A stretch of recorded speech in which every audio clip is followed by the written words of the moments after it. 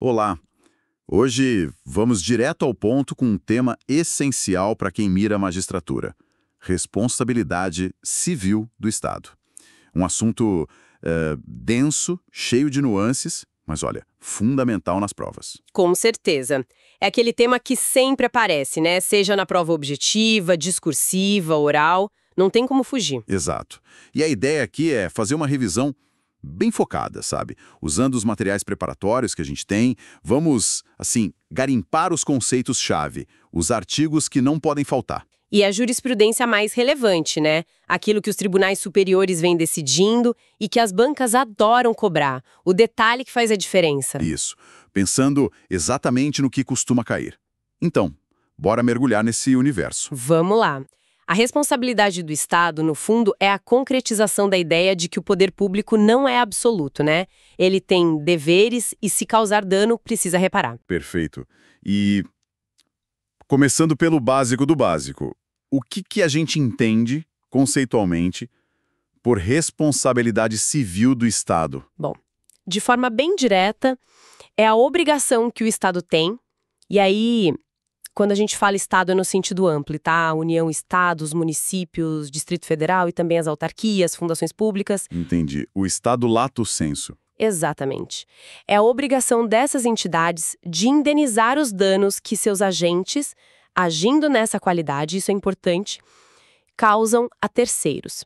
E são danos extracontratuais, fora de um contrato específico. Certo. E qual o fundamento disso? Por que o Estado tem que pagar?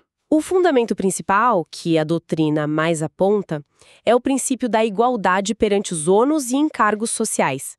A ideia é que, se a atividade estatal beneficia toda a coletividade, os prejuízos eventuais que essa atividade causa a alguns indivíduos não podem ficar só na conta deles, sabe? Seria uma quebra da isonomia. Esses ônus têm que ser repartidos por todos, através da indenização paga pelo Estado. Faz todo sentido. É uma forma de socializar o risco da atividade estatal. Isso. E tem autores como Celso Antônio Bandeira de Mello que diferenciam isso do chamado sacrifício de direito, como na desapropriação, onde a indenização tem outra natureza.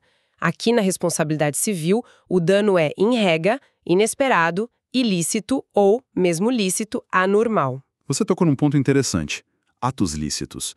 Quer dizer que o Estado pode ter que indenizar mesmo agindo dentro da lei? Pode, sim. É uma consequência direta dessa ideia de repartição dos encargos. Pensa numa obra pública totalmente regular, necessária, sei lá, construção de um viaduto. Certo. Essa obra pode, por exemplo, dificultar o acesso a um comércio por meses, causando um prejuízo enorme para o dono. Ou pode desvalorizar permanentemente os imóveis ali do lado por causa do barulho, da sombra. Entendi. Mesmo a obra sendo legal e necessária. Exato. Se esse dano for considerado anormal, ou seja, maior do que o mero incômodo que todos temos que suportar pela vida em sociedade, e específico atingindo aquele comerciante ou aqueles moradores de forma particular, pode gerar o dever de indenizar. O ato foi lícito, mas o dano não pode ser suportado só por alguns. Bem interessante isso. Mas essa visão de um Estado responsável, ela nem sempre foi assim, né? Como que a gente chegou até aqui? Qual foi a evolução histórica? A evolução é longa e reflete a própria mudança na concepção do Estado, né? Começamos lá atrás, nos estados absolutistas, com a teoria da irresponsabilidade. A máxima era "the king can do no wrong", o rei não erra. O Estado era soberano, intocável. Uma ideia bem distante da nossa realidade hoje. Totalmente.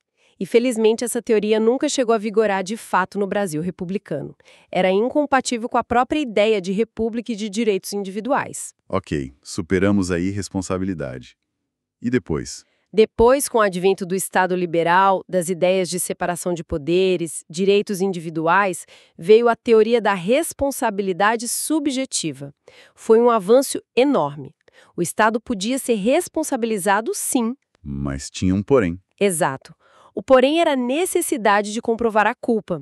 Não bastava o dano, tinha que provar que o Estado, ou seu agente, agiu com negligência, imprudência ou imperícia. E essa teoria subjetiva, ela teve fases também, né? Pelo que eu li no material. Teve sim. E entender essas fases ajuda a entender a lógica da responsabilidade por omissão hoje. Primeiro, a gente teve uma fase bem inicial, chamada de culpa individual ou culpa civilista. Era bem restritiva. Como assim? Para a vítima conseguir a indenização, ela precisava, primeiro, identificar exatamente qual agente público causou o dano e, segundo, provar a culpa pessoal daquele agente. Pensa na dificuldade disso. Nossa, quase impossível em muitos casos. Pois é. E ainda tinha uma outra barreira, a distinção entre atos de império e atos de gestão. Atos de império eram aqueles que o Estado praticava na sua posição de soberania, usando suas prerrogativas. Para esses, não cabia responsabilidade. Só cabia para os atos de gestão, que eram aqueles mais parecidos com os atos de particulares, tipo administrar um bem. Era uma proteção enorme para o Estado. Isso vigorou no Brasil na época do Código Civil de 1916. Entendi. Era bem difícil para a vítima mesmo. E como isso foi melhorando? A evolução veio com a teoria da culpa anônima, ou culpa do serviço, muito influenciada pelo direito francês, a famosa faute du service. Ah, essa é importante. Importantíssima. Aqui, o foco muda. Não precisa mais achar o agente culpado, nem provar a culpa individual dele. Basta demonstrar que o serviço público falhou. Falhou como? O serviço não funcionou quando deveria ter funcionado ou funcionou mal, de forma deficiente, ou funcionou atrasado, fora do tempo esperado. A culpa não é mais de uma pessoa específica, é uma culpa anônima, atribuída ao serviço como um todo. Isso facilitou bastante para a vítima, imagino. Demais. E essa teoria também superou aquela distinção entre ato de império e ato de gestão. Qualquer falha no serviço público poderia, em tese, gerar responsabilidade. E o mais relevante para nós, hoje, essa teoria da culpa do serviço é a base para a corrente majoritária da doutrina e para o STJ, tradicionalmente, da responsabilidade do Estado por omissão aqui no Brasil. Guarda essa informação, então. Responsabilidade por omissão ligada à culpa do serviço. Mas essa ainda não é a regra geral hoje, né? Não é a regra para ação. A regra geral mesmo, para condutas comissivas do Estado, ou seja, quando o Estado age e causa um dano, é a teoria da responsabilidade objetiva. Objetiva. Essa é a palavra-chave. Onde ela está na lei? Está consagrada no artigo 37, parágrafo 6º da nossa Constituição Federal de 88. É o pilar da responsabilidade civil do Estado no Brasil hoje. E o que significa ser objetiva na prática? Significa que ela dispensa a comprovação de culpa ou dolo. Não interessa se o agente agiu com negligência, imprudência ou mesmo se o serviço falhou. Para configurar o dever de indenizar, basta a vítima comprovar 3 coisas: a conduta estatal, uma ação do agente público, o dano sofrido e o nexo de causalidade, a ligação direta entre a conduta e o dano. Conduta, dano e nexo. Sem precisar discutir culpa. Isso muda tudo. Muda completamente o ônus da prova e a facilidade para a vítima buscar a reparação. O fundamento dessa responsabilidade objetiva é a teoria do risco. Teoria do risco? Explica um pouco mais. A ideia é que a atividade estatal, por sua própria natureza, pelas prerrogativas que o Estado tem, pela dimensão que ela alcança, ela gera riscos para a sociedade. Riscos maiores do que as atividades privadas comuns. Certo. Se o Estado se beneficia dessa atividade, em prol da coletividade, claro, e se essa atividade gera um risco aumentado, é justo que ele arque com os danos decorrentes desse risco, independentemente de ter havido culpa na sua atuação. É como se fosse o preço que se paga por poder exercer essa atividade com tantas prerrogativas. Entendi. O Estado assume o risco da sua própria atividade. Mas essa responsabilidade objetiva, ela é absoluta? Ou tem limites? Ouvi falar em risco administrativo e risco integral. Ótima pergunta. Essa distinção é crucial e cai muito em prova. A responsabilidade objetiva consagrada no artigo 37, 6º, adota como regra geral no Brasil a teoria do risco administrativo. Risco administrativo. O que isso implica? Implica que, embora a responsabilidade seja objetiva, não precisa provar culpa, ela não é absoluta. Ela admite as chamadas excludentes de responsabilidade, que são causas que rompem o nexo causal entre a conduta do Estado e o dano. Quais são essas excludentes? São basicamente 3. A culpa exclusiva da vítima, o caso fortuito ou a força maior, e o fato de terceiro. Se uma dessas causas for a verdadeira responsável pelo dano, o Estado não tem o dever de indenizar, mesmo tendo havido uma conduta estatal e um dano. O nexo foi quebrado. Ok, então a regra é risco administrativo, objetiva, mas com excludentes. E o risco integral? O risco integral é a exceção da exceção. É uma forma de responsabilidade objetiva muito mais gravosa porque ela não admite nenhuma excludente. Nenhuma mesmo. Se o dano acontecer, o Estado responde de qualquer jeito. Não importa se foi culpa da vítima, um raio que caiu, nada. Nossa, bem pesado. E quando se aplica isso? As hipóteses são pouquíssimas e precisam estar expressamente previstas em lei ou na Constituição. São basicamente 3 que você precisa decorar. Danos decorrentes de atividade nuclear, está lá no artigo 21, inciso 23, a linha D da Constituição. Danos ambientais, artigo 225, parágrafo 3º da CF, e também na Lei da Política Nacional do Meio Ambiente, Lei 6.938/81.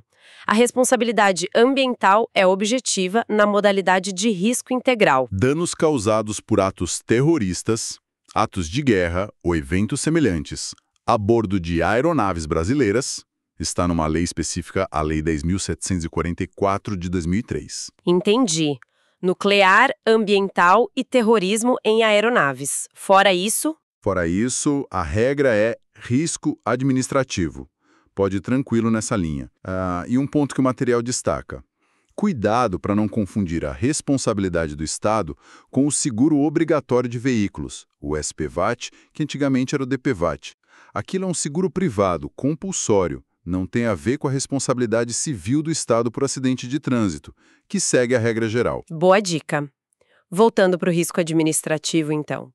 Quem exatamente responde objetivamente nos termos do artigo 37, parágrafo 6º? O texto constitucional é claro. As pessoas jurídicas de direito público e as de direito privado prestadoras de serviços públicos. Vamos detalhar. Pessoas jurídicas de direito público. Quem são? São a União, os estados, o Distrito Federal, os municípios, suas respectivas autarquias, como o INSS e o Bacen, e as fundações públicas de direito público, aquelas criadas por lei, com patrimônio público. Para todas elas, a regra é clara: responsabilidade objetiva na modalidade risco administrativo. Certo. E as pessoas jurídicas de direito privado, prestadoras de serviço público? Quem entra aí? Aqui entram principalmente as empresas estatais, empresas públicas e sociedades de economia mista que prestam serviço público. Atenção a essa parte. E também as delegatárias de serviço público, que são as concessionárias e permissionárias. Ah, então tem diferença entre as estatais? Tem, e essa é a outra pegadinha clássica. As estatais que exploram a atividade econômica em sentido estrito competindo no mercado, pensa na Petrobras, no Banco do Brasil, elas seguem o regime jurídico das empresas privadas, inclusive quanto à responsabilidade. Para elas, a responsabilidade é subjetiva. Está lá no artigo 173, parágrafo 1º, inciso 2º da Constituição. Ok, estatal que compete no mercado. Subjetiva. Isso. Agora, a estatal que foi criada para prestar um serviço público típico, pensa nos Correios, na Caixa Econômica Federal em algumas de suas funções, aí sim ela entra na regra do artigo 37, parágrafo 6º. A responsabilidade dela é objetiva. Entendi a diferença. E as concessionárias e permissionárias, tipo empresa de ônibus, de energia, de rodovia pedagiada? Essas são um exemplo clássico das pessoas de direito privado prestadoras de serviço público. Para elas não tem dúvida, responsabilidade objetiva nos termos do 37, parágrafo 6º. E nexo causal. Começando pela conduta. O que caracteriza a conduta estatal relevante? Tem que ser uma conduta praticada por um agente público agindo nessa qualidade. Ou seja, o agente tem que estar no exercício da função ou, pelo menos, se valendo da condição de agente público para praticar o ato.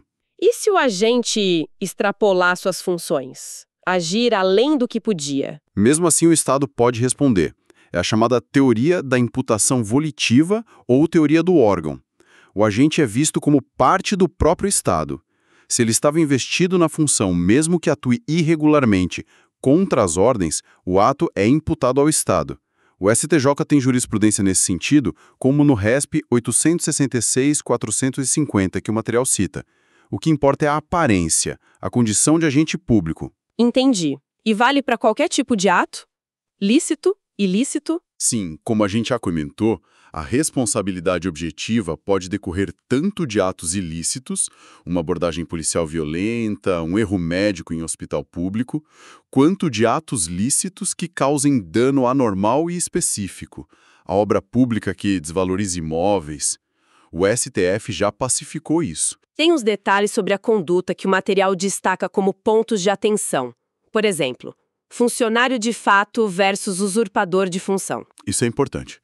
Funcionário de fato é aquele que exerce a função pública embora sua investidura tenha algum vício, alguma irregularidade. Foi nomeado por autoridade incompetente, por exemplo. Os atos dele para proteger terceiros de boa-fé são considerados válidos e, se causarem dano, o Estado responde. E o usurpador? O usurpador é diferente. Ele não tem investidura nenhuma, nem irregular. Ele simplesmente se apropria da função pública sem qualquer título. É um criminoso, na verdade. Pelos atos do usurpador, o Estado não responde. Não há vínculo nenhum. Ok. Outro ponto. Policial fora de serviço que usa a arma da corporação para cometer um crime. O Estado responde? O STF já decidiu que sim, no R1 160.401. Entendeu-se que, mesmo fora de serviço, o fato de ele ter acesso à arma da corporação e se valer de alguma forma da condição de policial atrai a responsabilidade objetiva do Estado. É uma situação limite, mas a jurisprudência é nesse sentido. E danos causados por empresas terceirizadas que prestam serviço para o Estado? O Estado também pode responder. A lógica é que a terceirização não exime o Estado de sua responsabilidade original pelo serviço. O STJ também tem precedentes, como o RESP 904-127. A responsabilidade pode ser solidária ou subsidiária, dependendo do caso, mas o Estado está no polo passivo. E um caso mais recente que o material menciona, dano a profissional de imprensa causado por policiais durante manifestação. Sim, o STF, Info 1021, fixou a tese de que, como regra, a responsabilidade do Estado é objetiva nesses casos. O profissional de imprensa não pode ser confundido com os manifestantes e tem o direito de cobrir o evento. Se ele é atingido por uma ação policial desproporcional, o Estado responde objetivamente. A exceção seria se o próprio profissional se colocasse em situação de risco direto e deliberado, aí poderia se discutir culpa concorrente ou exclusiva. Entendi. Passando para o segundo elemento, o dano. Qualquer prejuízo é indenizável. Não. A responsabilidade civil exige um dano jurídico. E para ser jurídico, ele precisa ter algumas características. Primeiro, ele tem que ser certo, atual ou futuro, mas não meramente hipotético ou eventual. Tem que haver uma lesão concreta a um bem ou direito. Certo. Segundo, ele tem que ser anormal. Ou seja, tem que exceder aqueles pequenos aborrecimentos, os incômodos comuns da vida em sociedade ou da própria atividade estatal regular. Uma pequena desvalorização de imóvel por uma obra é normal. Uma que inviabilize o uso pode ser anormal. E terceiro? Terceiro, ele tem que ser específico. Tem que atingir uma pessoa ou um grupo determinado de pessoas de forma diferente da coletividade em geral. Se o dano é muito difuso, muito geral, afetando a todos de maneira semelhante, aí não há aquela quebra da isonomia que fundamenta a responsabilidade. Falta o pressuposto da igualdade perante os encargos. Perfeito. Conduta, dano. Falta o nexo causal. Exato. É o elo que liga a conduta do agente estatal ao dano sofrido pela vítima. É preciso demonstrar que foi aquela ação ou omissão, como veremos, do Estado que causou o dano. E qual teoria de causalidade a gente adota aqui? Como regra para a responsabilidade objetiva, na modalidade risco administrativo, a teoria que mais se adapta é a da causalidade adequada, também chamada de teoria do dano direto e imediato. O que ela diz? Ela diz que só se considera causa aquela conduta que era, por si só, apta, idônea, adequada a produzir o resultado danoso. Não basta ser uma condição qualquer. Tem que ser a causa eficiente, a causa direta. É essa teoria que permite a análise das excludentes de nexo causal, culpa da vítima, caso fortuito, fato de terceiro, porque essas excludentes mostram que a conduta do Estado, apesar de ter existido, não foi a causa adequada do dano. Entendi. E a outra teoria?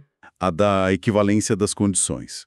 Essa é mais ampla. Para ela, qualquer condição que tenha contribuído de alguma forma para o resultado é considerada causa. Tudo ou nada. Essa teoria se aplica nos casos de risco integral, onde não se admitem excludentes. Como ali o Estado responde de qualquer jeito, não faz sentido ficar perquirindo qual foi a causa adequada. Se a atividade nuclear, ambiental, etc., estava lá e o dano ocorreu, o nexo está estabelecido. Certo. Fechamos os 3 elementos, agora um ponto específico que o material aborda: responsabilidade por obra pública. Como fica? Depende muito da origem do dano. O material divide bem. O dano decorre da má execução da obra. A obra está sendo feita de forma errada, causando infiltração no vizinho, por exemplo. Quem responde? Se a obra está sendo executada diretamente pelo Estado ou autarquia, etc., a responsabilidade dele é objetiva pela má execução. Agora, se a obra está sendo feita por um empreiteiro contratado, a responsabilidade primária pela má execução é do empreiteiro, responsabilidade civil comum, subjetiva ou objetiva, dependendo do contrato e do CDC se aplicável. O Estado só vai responder se ficar comprovada uma falha na sua fiscalização da obra. Aí seria uma responsabilidade subjetiva do Estado por omissão na fiscalização. Entendi. Mas execução, Estado responde objetivamente se ele mesmo faz, subjetivamente por falha na fiscalização se é empreiteiro. E o outro cenário? O outro cenário é o dano decorrente do fato da obra. Aqui não é a execução que está errada, é a obra em si, a sua simples existência que causa o dano. É o exemplo da desvalorização do imóvel pelo viaduto construído na frente. Ah, o exemplo do ato lícito. Exatamente. Nesse caso, do fato da obra, a responsabilidade do Estado é sempre objetiva. Não importa quem executou, se foi o Estado ou o empreiteiro. O que importa é que a obra, uma atividade estatal, causou um dano anormal e específico. O Estado, como dono da obra e beneficiário dela, em nome da coletividade, responde objetivamente. Ótima distinção.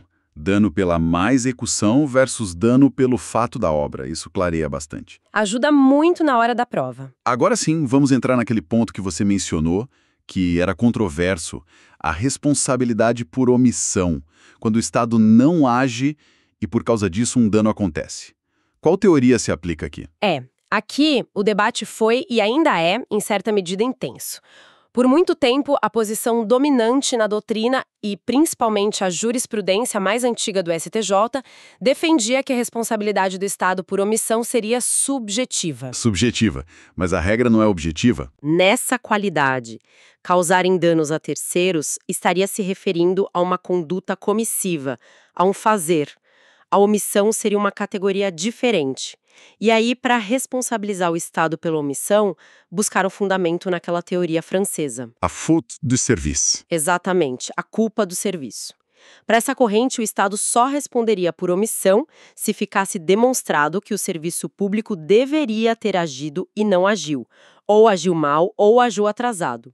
Ou seja, seria preciso comprovar a falha do serviço, a culpa anônima do serviço. Não precisava provar a culpa individual do agente omisso, mas precisava provar que o serviço objetivamente falhou. Entendi a lógica. Mas você disse que essa era a visão tradicional. Mudou? Mudou bastante, principalmente por influência do STF. O Supremo Tribunal Federal, seguido por uma parte importante da doutrina, como José dos Santos Carvalho Filho, Rafael Oliveira, citados no material, começou a desenvolver uma outra visão, E qual seria? a de que a responsabilidade por omissão também pode ser objetiva nos termos do artigo 37, sextou, desde que se trate de uma omissão específica. Omissão específica, o que diferencia da genérica. Exato. A omissão genérica seria aquela relacionada a um dever amplo, geral do Estado, como o dever de segurança pública. Por exemplo, acontece um assalto numa rua qualquer da cidade.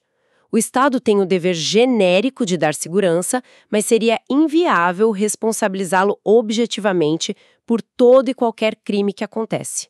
A omissão aí é genérica, difusa. Nesses casos, a responsabilidade, se houver, ainda dependeria da comprovação da falha do serviço subjetiva. Certo. E a específica? A omissão específica ocorre quando o Estado tinha um dever jurídico concreto individualizado de agir para impedir aquele dano específico, e não o fez. Havia uma circunstância que colocava aquela pessoa ou aquela situação sob a proteção direta e imediata do Estado. Pode dar um exemplo. O exemplo clássico é a morte de um detento dentro do presídio. O Estado tem o dever específico de guarda e proteção da integridade física dos presos sob sua custódia. Se um preso morre lá dentro por ação de outro preso, suicídio por falta de vigilância, etc., o STF entende que houve uma omissão específica nesse dever de guarda e a responsabilidade do Estado é objetiva, tema 592 de repercussão geral. Não precisa provar que o agente penitenciário foi negligente. Basta provar o dano, morte, e o nexo ocorreu sob custódia. Entendi. A chave é esse dever específico de agir que foi descumprido? Isso. Outro exemplo que o material traz. Um assalto que acontece bem em frente a uma delegacia de polícia, com policiais presentes que nada fazem. Ali, talvez se pudesse argumentar uma omissão específica, diferente do assalto na rua qualquer. Ou a falta de fiscalização específica de uma atividade potencialmente poluidora que causa um dano ambiental. E o STJ, como ele fica nessa história? Ele acompanhou o STF? O STJ, mais recentemente, tem mostrado uma clara tendência de alinhamento com o STF. O material cita um julgado importante, RSP 1708-325-RS, sobre a morte de um paciente num hospital psiquiátrico por falta de vigilância adequada, onde o STJ aplicou a responsabilidade objetiva por omissão específica. Então, a gente pode dizer que a tese da responsabilidade objetiva na omissão específica vem ganhando força e se consolidando nos dois tribunais superiores. Então, para a prova, o ideal é saber as duas correntes, mas destacar que a objetiva na omissão específica é a tendência atual e a posição do STF. Exatamente. Mencionar a corrente tradicional, subjetiva, fonte do serviço, e a corrente atual, objetiva na omissão específica, indicando a predominância desta última no STF e a adesão crescente do STJ. E, claro, lembrar que existem casos em que a responsabilidade por omissão já era considerada objetiva por outras razões. Como assim? Nos casos de risco integral, nuclear, ambiental, terrorismo aéreo, a responsabilidade é objetiva e integral, seja por ação, seja por omissão. E também na teoria da guarda ou custódia, como no caso do preso que a gente falou, tema 592. A responsabilidade já era tida como objetiva na modalidade risco administrativo, admite excludentes, como suicídio inevitável, por exemplo. Certo, certo. Bem lembrado. E sobre dano ambiental por omissão? O material destaca a súmula 652 do STJ. O que ela diz exatamente? Essa súmula é muito importante. Ela trata da responsabilidade administrativa ambiental, que também se reflete na civil. Ela diz que essa responsabilidade é objetiva, confirmando o risco integral ou administrativo qualificado para o dano ambiental, e solidária entre todos os causadores do dano.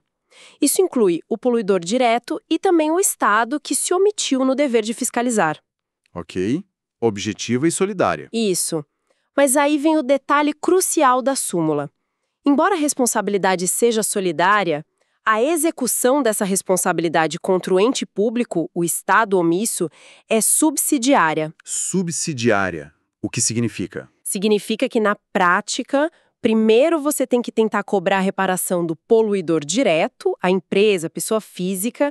Só se ele não tiver bens, não puder pagar, é que você pode executar o Estado. Ele é um garantidor de última instância, digamos assim. É solidário na obrigação, mas subsidiário na execução. Ponto importantíssimo para a prova. Entendi. Solidária na obrigação, subsidiária na execução. Anotado.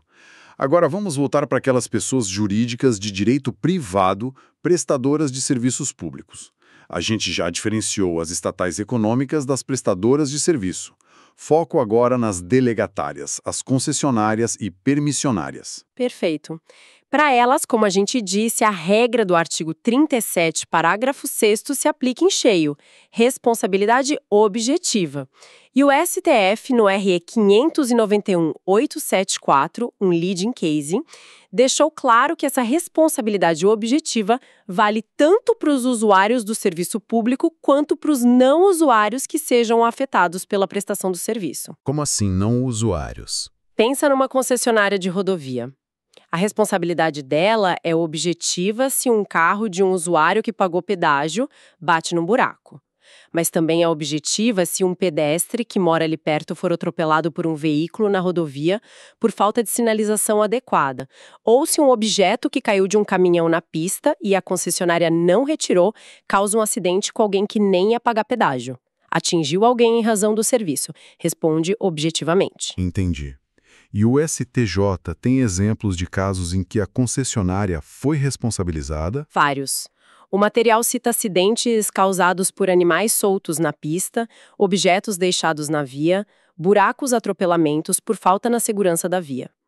Em geral, se o dano tem relação direta com a má conservação ou a falha na segurança da rodovia, que é dever da concessionária, ela responde objetivamente. Mas tem algum caso em que ela não foi responsabilizada? Algo que foge do controle dela? Tem sim.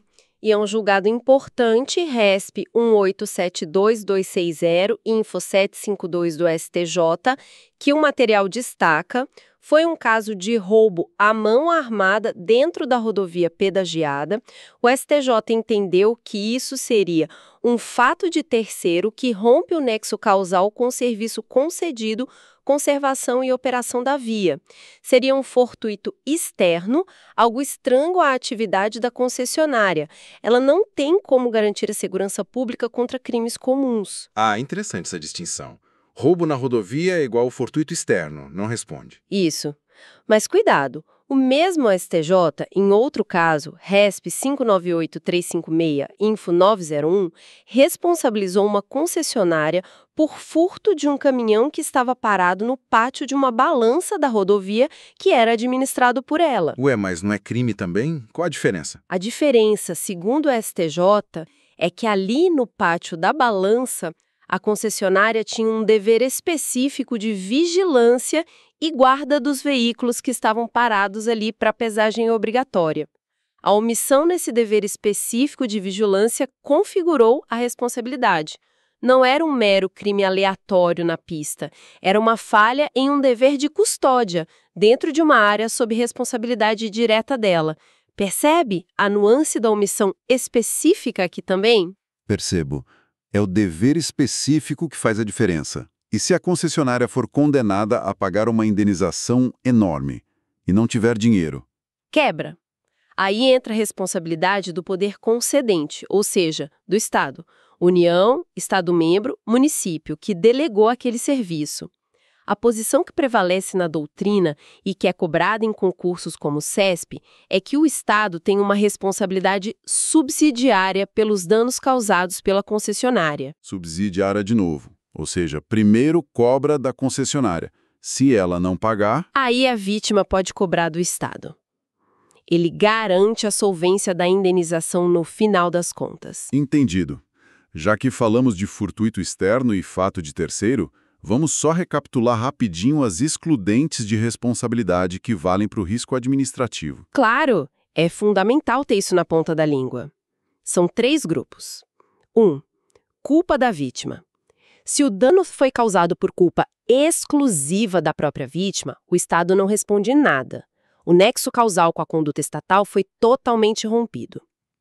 Agora, se a culpa foi concorrente da vítima e do Estado, a responsabilidade do Estado existe, mas a indenização é atenuada, reduzida na proporção da culpa da vítima. O exemplo clássico é o atropelamento em via férrea por imprudência do pedestre, mas também falha de sinalização da concessionária. Ok. Culpa exclusiva exclui, culpa concorrente atenua. Qual a segunda? Quando o dano é causado por uma pessoa que não é nem o agente estatal, nem a vítima, é um terceiro estranho à relação. Em regra, isso também exclui a responsabilidade do Estado, porque rompe o nexo. Aquele roubo na rodovia é um exemplo. A exceção é se o Estado tinha um dever específico de evitar a ação do terceiro, como no caso do preso sob custódia ou do caminhão no pátio da balança. Aí pode haver responsabilidade por omissão específica. Certo. E a terceira? 3. Caso fortuito e força maior. São eventos imprevisíveis e ou inevitáveis decorrentes de forças da natureza, raio, enchente extraordinária ou de fatos humanos externos, uma greve geral que impede o serviço. A doutrina faz distinções entre os dois, mas na prática o STF e o STJ costumam tratar os efeitos de forma conjunta.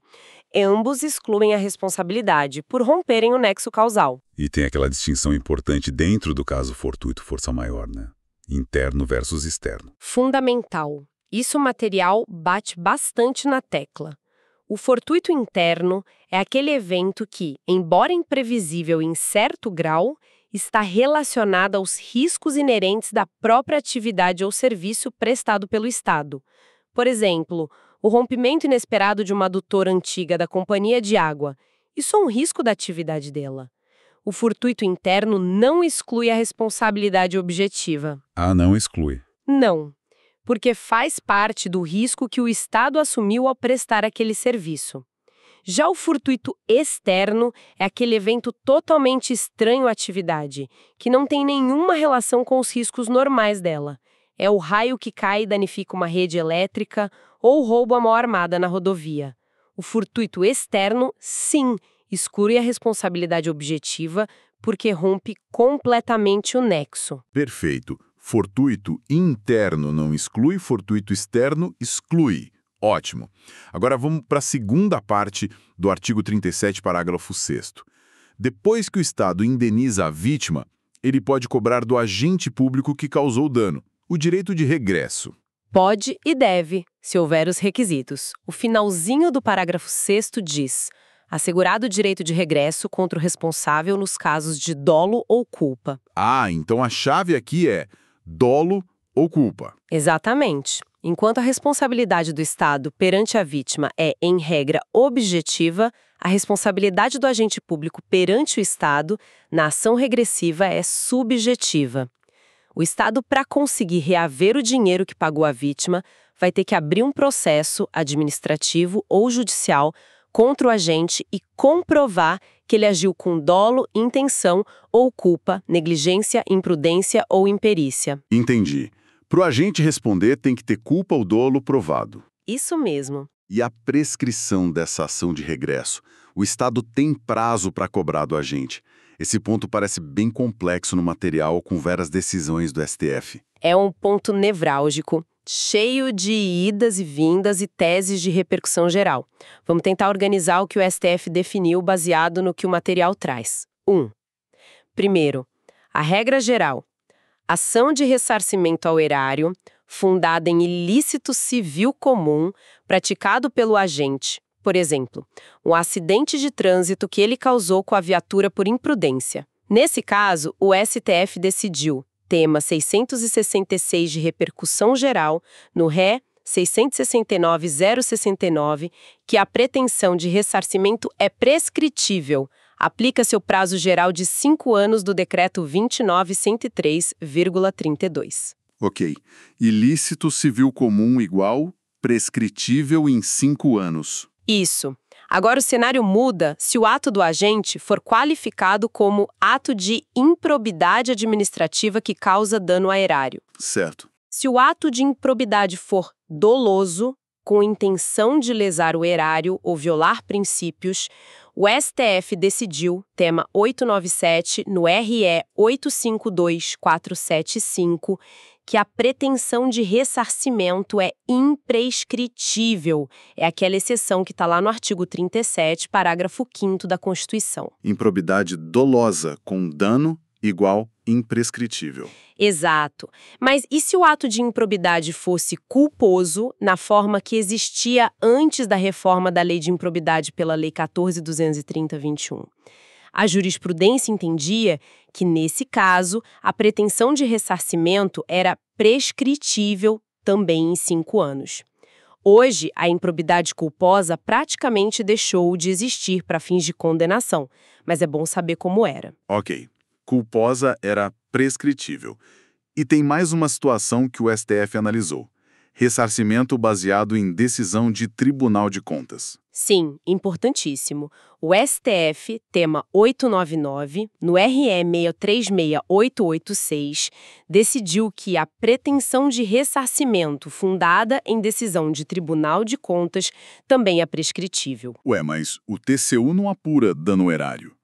Porque é prescritível. O argumento do STF foi que o processo no Tribunal de Contas, embora possa condenar ao ressarcimento, não tem a mesma amplitude de defesa e contraditório de um processo judicial para apurar o dolo específico necessário para imprescritibilidade lá do artigo 3750. O TCU foca mais no aspecto contábil financeiro. Portanto, a decisão do TCU por si só não torna a dívida imprescritível, ela prescreve no prazo de 5 anos. Entendi a lógica. Então, resumindo, a prescrição do regresso. Ilícito civil comum igual prescritível. Improbidade dolosa com dano, imprescritível. Improbidade culposa antiga, igual prescritível. Decisão de TCU, igual prescritível. É isso. Perfeito. Esse resumo ajuda muito. Agora, uma dúvida que sempre surge. A vítima do dano, ela pode escolher processar diretamente o agente público, em vez do Estado? Olha, essa questão foi muito debatida e o STJ tinha uma posição mais flexível, às vezes admitindo um litisconsórcio entre Estado e o agente, mas o STF veio e pacificou a questão de forma diferente, consolidando a chamada teoria da dupla garantia. Dupla garantia. O que significa? Significa que o artigo 37, parágrafo 6º, estabelece uma garantia tanto para a vítima quanto para o agente público. Para a vítima, a garantia é poder acionar diretamente o Estado ou a pessoa jurídica de direito privado prestadora de serviço público, que geralmente tem um patrimônio mais sólido para garantir a indenização.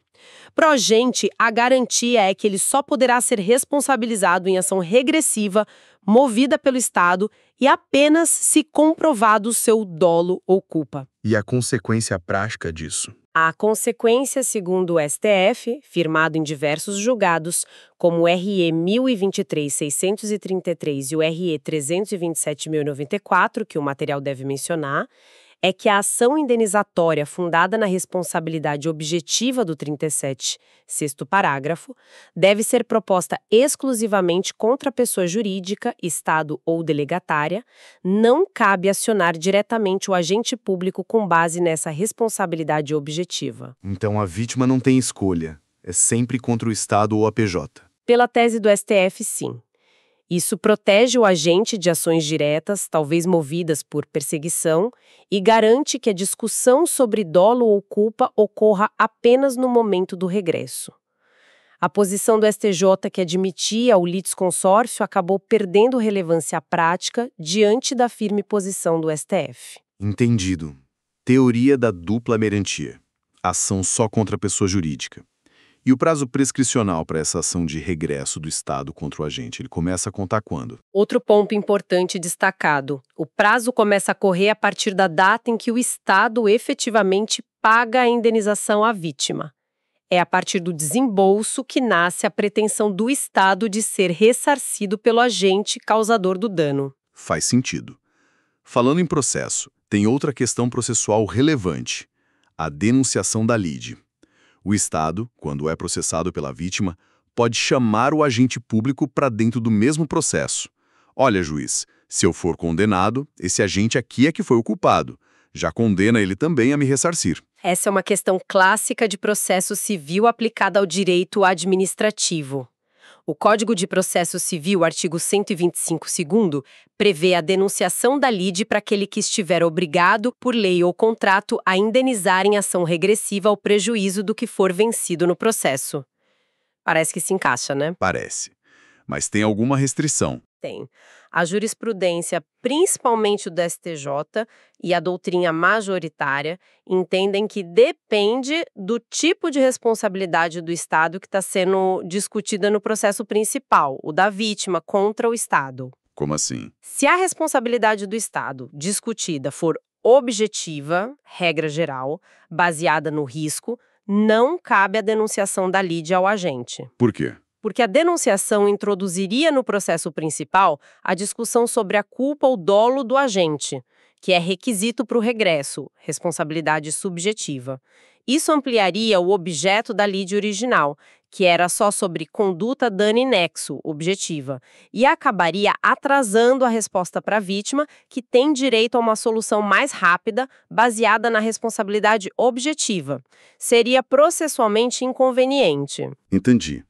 Responsabilidade objetiva do Estado igual sem denunciação para o agente? Exato. Agora, se por alguma razão a responsabilidade do Estado que está sendo discutida no processo principal for subjetiva, por exemplo, numa ação baseada na tese da omissão por fault do serviço, que exige prova da culpa do serviço, aí a denunciação da lide ao agente seria cabível. Porque nesse caso pode. Porque nesse caso a discussão sobre a culpa do serviço, que pode estar ligada à culpa do agente, já faria parte do processo principal de qualquer maneira.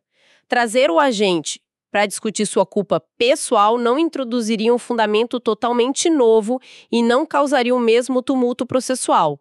Haveria mais conexão entre as discussões. Entendi a lógica. E mesmo quando cabível, é obrigatória? Não. O STJ já entendia, mesmo antes do CPC 15, que a denunciação era facultativa, visando a economia processual. O CPC 15, aliás, deixou claro que o direito de regresso pode ser exercido em ação autônoma. Então, a não denunciação não impede que o Estado cobre do agente depois. Na prática, mesmo nos casos de responsabilidade subjetiva, é raro ver a denunciação acontecer. Ok. Mais uma questão de prazo. Qual o prazo que a vítima tem para processar o Estado ou a pessoa jurídica de direito privado prestadora de serviço público? Essa é fundamental e mais simples que a do regresso. A regra geral é de 5 anos. 5 anos. De onde vem esse prazo? Vem do Decreto 20.990/10 de 1932, que regula a prescrição das dívidas passivas da União, dos Estados e dos municípios. Esse prazo quinquenal se aplica a toda e qualquer ação contra a fazenda pública, União, Estados, DF, municípios e suas autarquias e fundações públicas. Ele prevalece sobre o prazo de 3 anos para reparação civil previsto no Código Civil, porque o decreto é lei especial para a fazenda pública. Entendi. Fazenda pública é igual a 5 anos. E para as empresas públicas e sociedades de economia mista? Aí depende. Se forem aquelas que exploram a atividade econômica em regime de concorrência, aplicam-se as regras do Código Civil. Geralmente 3 anos para reparação civil, mas pode variar. Agora, se forem aquelas prestadoras de serviço público... Aí entra a regra especial. Exatamente. E também as concessionárias e permissionárias. Para todas as pessoas jurídicas de direito privado prestadoras de serviço público, o prazo também é de 5 anos. Isso foi definido pela Lei 9.494, de 1997, no artigo 1C, e o STF já declarou a constitucionalidade dessa extensão do prazo quinquenal para elas na ADI 2418. Então, a regra ficou bem uniforme, responsabilidade do Estado ou de quem faz as vezes dele, igual a 5 anos. Ótimo. 5 anos para a vítima processar. Tem alguma exceção? Algum caso em que a ação contra o Estado seja imprescritível? Tem uma exceção muito importante, reconhecida pela jurisprudência do STJ, que o material destaca: as ações de indenização por danos morais e materiais decorrentes de atos de perseguição política, tortura, prisão, ocorridos durante o regime militar, ditadura. Ah, sim. Porque esses casos são imprescritíveis. O STJ entende que, pela extrema gravidade das violações a direitos fundamentais ocorridas naquele período de exceção e também pelas dificuldades que as vítimas tinham na época para buscar seus direitos, não se pode aplicar o prazo prescricional comum. Seria uma forma de negar justiça. Então, para esses casos específicos de graves violações durante o regime militar, a pretensão indenizatória contra o Estado é considerada imprescritível. O material também menciona que isso vale para as ações de reintegração de cargo de quem foi perseguido politicamente na ditadura, Info 630 STJ. Muito relevante essa exceção. E o termo inicial da prescrição em casos de tortura ou morte de preso, quando não houve nem ação penal, o STJ tem algo sobre isso? Tem sim. Um informativo citado, Info 556 STJ. Nesses casos, o STJ entendeu que o prazo prescricional, quando aplicável fora da exceção da ditadura, só começa a correr da data do arquivamento do inquérito policial que apurava o fato. Antes disso, a vítima ou seus familiares ainda não teriam a certeza sobre a ausência de responsabilização na esfera criminal. Entendi. Bom, cobrimos bastante a responsabilidade por atos da administração em geral. Mas e os outros poderes? O Estado responde por danos causados por leis, atos do Legislativo? A regra geral aqui é que não há responsabilidade civil do Estado por danos causados por leis. Por quê? O fundamento é a própria natureza da lei. Ela é um ato normativo geral e abstrato, que se aplica a todos indistintamente. Não haveria aquele dano específico e anormal que caracteriza a responsabilidade civil. Além disso, a lei é fruto da soberania popular, através dos representantes eleitos, e tem presunção de constitucionalidade. Certo. Regra é não ter responsabilidade por lei. Mas tem exceção. A doutrina aponta algumas exceções, embora a jurisprudência seja bem restrita. Lei de efeitos concretos. É aquela lei que, apesar do nome, tem conteúdo de ato administrativo, atingindo pessoas ou situações específicas e determinadas. Exemplo, uma lei que desapropria um imóvel específico. Nesse caso, ela pode ser atacada como um ato administrativo e, se causar dano indevido, gerar responsabilidade. Ok. Lei com cara de ato administrativo. Qual outra? Segunda, leis que são declaradas inconstitucionais pelo STF em controle concentrado, ADI-ADPF. Se essa declaração de inconstitucionalidade tiver efeitos retroativos, ex tunc, e ficar demonstrado que a aplicação da lei inconstitucional causou um dano direto e específico a alguém, a doutrina admite a possibilidade de responsabilidade do Estado, mas é bem difícil configurar na prática. Se o controle for difuso, no caso concreto, prevalece que não gera responsabilidade.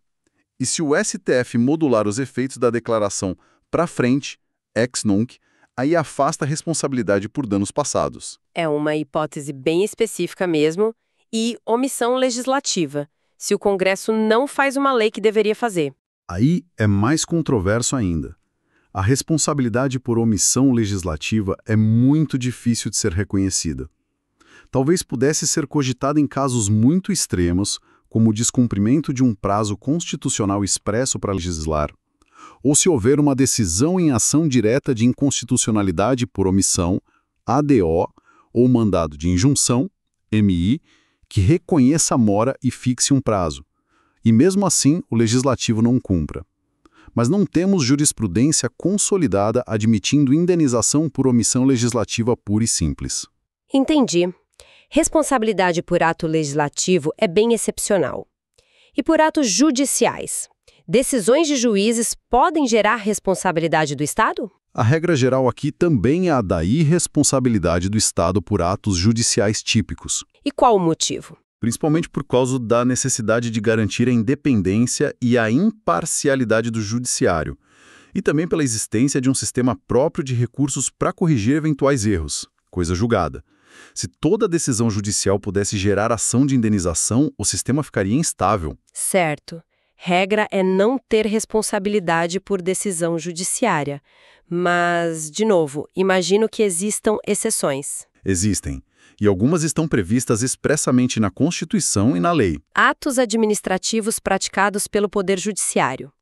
Quando o Judiciário não está julgando, mas sim administrando, gerenciando pessoal, fazendo licitação, etc., ele age como qualquer outro órgão público. Se esses atos administrativos causarem dano, a responsabilidade do Estado é anormal, objetiva, do artigo 37, sexto parágrafo. Ok, função administrativa do judiciário igual à responsabilidade normal. E na função de julgar? Aí as exceções são mais restritas. As duas principais estão no artigo 5º, inciso 7xv da Constituição. 1. Erro judiciário na esfera criminal. A Constituição assegura indenização ao condenado por erro judiciário. Isso pressupõe que a condenação injusta tenha transitado em julgado e depois tenha sido desconstituída por meio de revisão criminal. Provado o erro, a responsabilidade do Estado é objetiva. 2. Prisão além do tempo fixado na sentença. Se o preso permanecer encarcerado por mais tempo do que o determinado na condenação, também cabe indenização por responsabilidade objetiva do Estado. Entendi. Erro judiciário criminal, após revisão, e prisão além do tempo igual à responsabilidade objetiva. E prisão preventiva. Se alguém ficar preso preventivamente e depois é absolvido... Esse é um ponto importante que o material deve destacar. A regra, segundo o STF, RE 429.518, é que a prisão preventiva legalmente decretada, ou seja, com fundamentos e dentro das hipóteses legais, mesmo que depois o réu seja absolvido, não gera direito à indenização por responsabilidade objetiva do Estado. Entende-se que a prisão preventiva é um instrumento legítimo do processo penal e a absolvição posterior não significa que a prisão foi ilegal ou errada no momento em que foi decretada.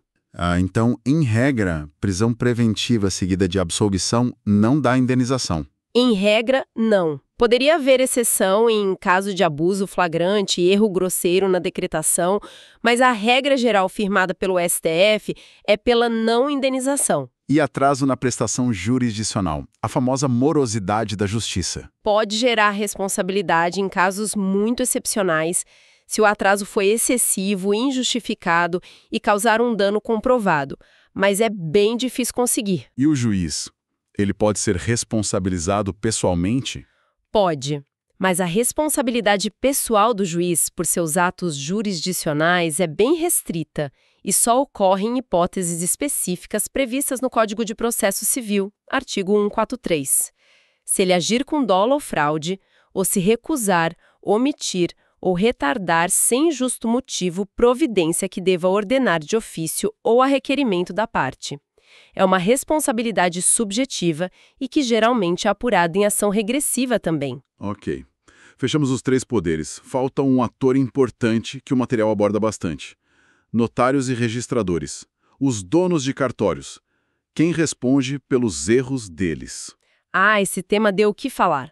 Teve uma mudança de entendimento muito significativa do STF recentemente, que pacificou uma grande controvérsia. E qual era a controvérsia? A Lei dos Notários e Registradores, Lei 8935/94, no seu artigo 22, dizia, e ainda diz com uma redação um pouco diferente dada por uma lei de 2016, que eles respondem pelos danos que causarem a terceiros. A dúvida era, essa responsabilidade é direta deles? É subjetiva ou objetiva? E o Estado entra onde nessa história? E o que o STF decidiu? No RE 842.846, que deve ser o citado no material, tema 777 de repercussão geral. Exato. Esse julgado foi o divisor de águas, Info 932 do STF também. O STF definiu o seguinte esquema. 1. A responsabilidade do Estado pelos atos dos tabeliães e registradores oficiais que causem danos a terceiros é objetiva e direta ou primária. Objetiva e direta do Estado, mesmo o serviço sendo delegado. Tem. O STF entendeu que, como o serviço notarial e de registro é um serviço público, artigo 236 da CF, exercido em caráter privado por delegação, o Estado continua sendo titular do serviço e, portanto, responde objetivamente pelos danos causados no exercício dessa delegação nos termos do artigo 37, 6º. A responsabilidade do Estado é primária, não é só subsidiária. Entendi. Então a vítima pode processar direto o Estado. Pode. E o prazo para processar o Estado é o prazo da Fazenda Pública, 5 anos. Ok. E o notário ou registrador, ele se livrou? Não. O STF também definiu a responsabilidade dele. A responsabilidade pessoal do notário ou registrador pelos danos que causar é subjetiva, ou seja, depende da comprovação de dolo ou culpa. Isso ficou de acordo com a redação atual do artigo 22 da Lei 8.935/94, dada pela Lei 13.286/2016. Subjetiva pro notário registrador. E o prazo para processar ele diretamente? Peraí, a vítima pode escolher processar o Estado objetiva, 5 anos, ou processar o notário subjetiva, 3 anos. Pelo que se depreende da decisão do STF, sim. O tribunal não aplicou expressamente a teoria da dupla garantia, que mandaria processar só o Estado, nesse caso específico dos notários. Então, hoje, a interpretação mais segura é que a vítima tem essa opção: acionar o Estado, mais vantajoso pela responsabilidade objetiva e prazo maior, ou acionar diretamente o notário registrador, precisando provar culpa e com prazo menor. Entendi a escolha. E se o Estado for condenado a pagar, ele pode cobrar do notário? Pode e deve. O STF deixou claro que o Estado tem o dever de exercer o direito de regresso contra o notário ou registrador responsável, caso este tenha agido com dolo ou culpa. A omissão do Estado em buscar o regresso pode até configurar ato de improbidade administrativa. E quem é o Estado responsável nesse caso? União, Estado-membro? É o Estado-membro onde o cartório está localizado. A Constituição, o artigo 236, diz que a fiscalização dos atos notariais e de registro é exercida pelo Poder Judiciário Estadual. Portanto, a responsabilidade primária e objetiva recai sobre o Estado-membro. Nossa, que reviravolta nesse tema dos cartórios. Mudou bastante o cenário. Mudou muito.